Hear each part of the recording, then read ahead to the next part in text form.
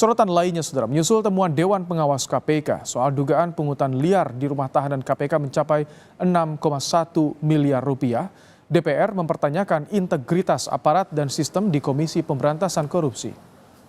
Anggota Komisi 3 DPR, Taufik Basari, menyesalkan praktik pungli di rutan KPK.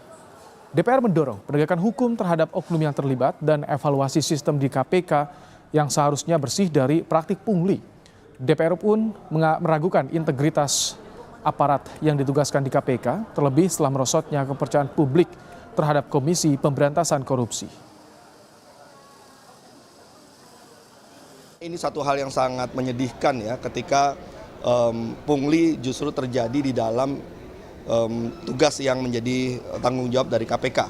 Ini harus ditindaklanjuti dengan penegakan hukum, itu yang pertama. Kemudian penindakan terhadap oknum-oknum yang terlibat.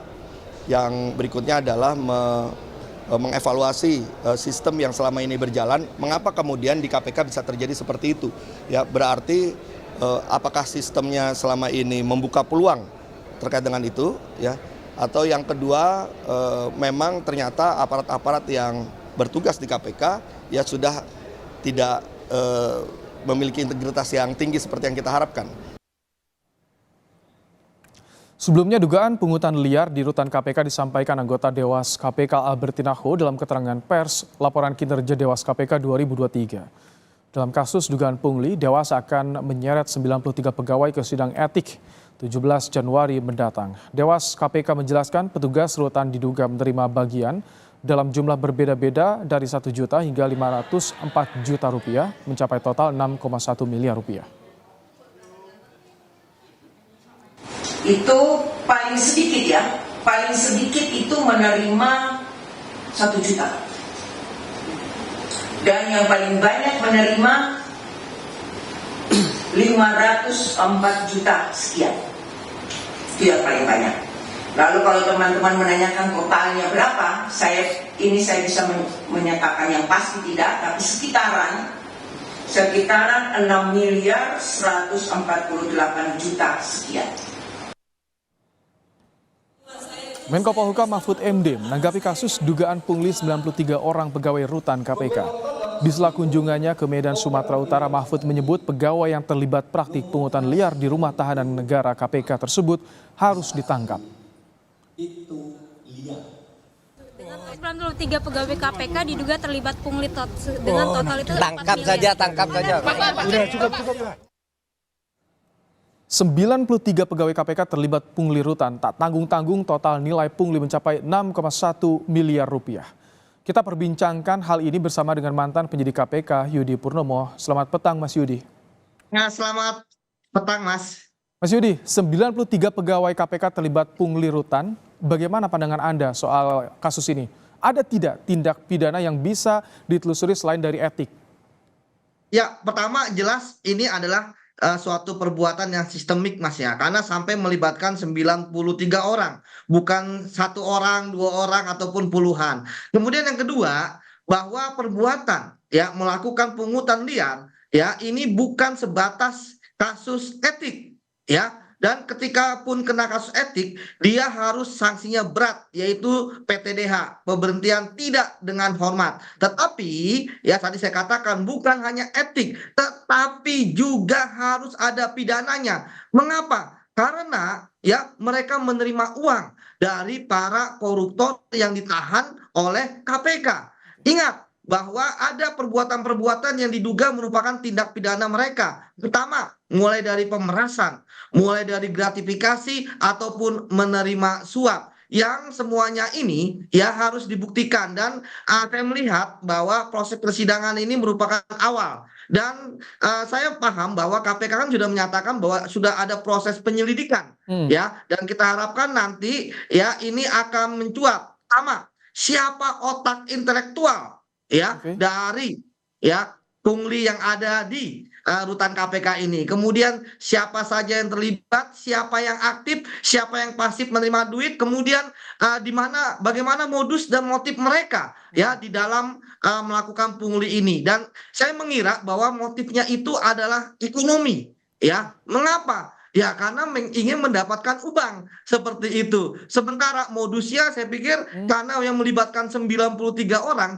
berarti mereka saling menutupi di antara mereka. Ketika kita berbicara tentang sistem, sebenarnya sistem di KPK sudah bagus. Sesama pegawai saling mengawasi ketika ada suatu hal yang terjadi di luar sistem. Tapi kalau misalnya pelakunya ya yang dibawa ke sidang etik adalah 93 orang, ya berarti kan di antara mereka saling menutup Mas Yudi. mata karena apa? Karena mendapatkan keuntungan. Seperti itu Mas Ibrahim. Mas Yudi, ini informasinya dari 2018. Saat itu Anda masih menjabat sebagai ketua wadah pegawai KPK kan Mas Yudi. Apakah betul. Anda sempat mencium atau mendengar informasi soal kasus ini Mas Yudi? Ya, pernah ya 2 kali ya Mas. Nah, tapi kita langsung ya memecat mereka Mas. Ya, dan ketika itu pelakunya adalah personal, perorangan. Yang kasus pertama kita ingat ketika ada seorang penjaga tahanan ya Walta yang menerima uang supaya supaya mendapatkan kebebasan seorang tahanan yang sedang berobat rumah sakit untuk bertemu dengan keluarga, padahal itu nggak boleh dan itu kan ketahuan. Ya, langsung diberhentikan. Yang kedua, memasukkan kompor supaya tahanan bisa memasak seperti itu. Dan semua ini adalah satu kesatuan Ini yang masuk terpisahkan. pidana berarti tidak hanya di KPK tapi bisa melibatkan lembaga lain seperti kepolisian untuk mengusut pidananya atau bagaimana menurut Anda? Saya sepakat Mas. Nah, tadi saya katakan bahwa yang 300.000 aja itu dipecat. Ini apalagi tapi tadi dikatakan sampai 6,1 miliar, di mana paling tinggi mendapatkan 504 miliar. Nah, sekarang apakah ini ditangani oleh kepolisian atau KPK? Ini tergantung. Saya pikir ya bahwa kalau memang KPK rela bahwa kepolisian untuk mengungkap ini ya serahkan saja pada kepolisian. Karena saya lihat pegawai-pegawai yang terlibat ini kan mereka bukan golongan yang tinggi ya.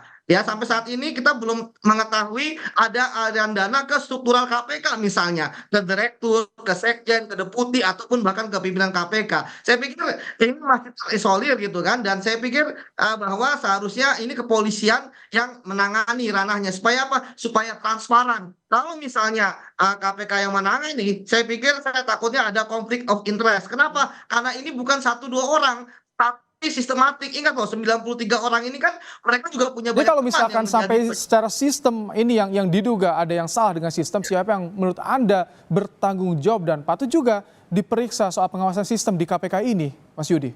Ya, itu pertama dari pengawas internal KPK ya, artinya dalam inspektorat gitu ya. Mengapa tidak ada audit berkala? Kemudian juga bagaimana kita melihat sekjen KPK misalnya, ya kan di bawah dia, gitu kan? Bagaimana dia melakukan kontrol terhadap orang-orang ini?